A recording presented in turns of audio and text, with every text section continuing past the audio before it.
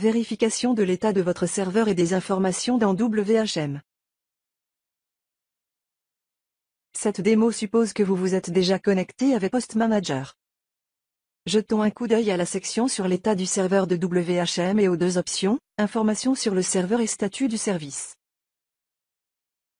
Cliquez sur le lien statut du service. Vous trouverez ici une liste des services en cours d'exécution sur votre serveur et leur état, que les services soient en panne ou non. À partir des cases à cocher, nous voyons que les services ici sont tous opérationnels. Si vous voyez une boîte d'arrêt rouge, en panne, ou une boîte jaune, sur le point d'échouer, alors plus d'enquête serait nécessaire pour savoir pourquoi et comment. Pour rétablir les services. L'un des éléments les plus importants de cette liste est le chargement du serveur. C'est une bonne indication de la dureté du serveur. Si la charge est bien supérieure à 1,00 multiplié par le nombre de cœurs de processeur de votre serveur.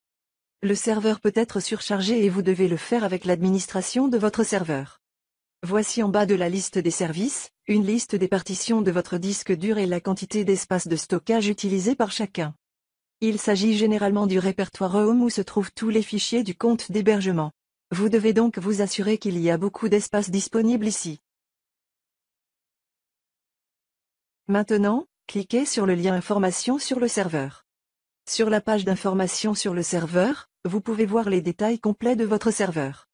Dans ce cas, le serveur dispose de 2 processeurs fonctionnant chacun avec 16 mégaoctets de mémoire cache puisqu'il s'agit d'un VPS. Le serveur a 3,8 gigaoctets de RAM.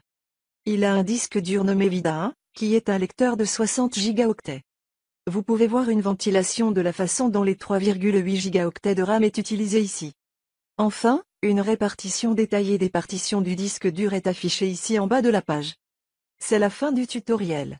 Si jamais vous avez des problèmes avec le service que vous recevez de votre serveur, vous devriez retourner à la section d'état du serveur pour voir où les problèmes peuvent se produire.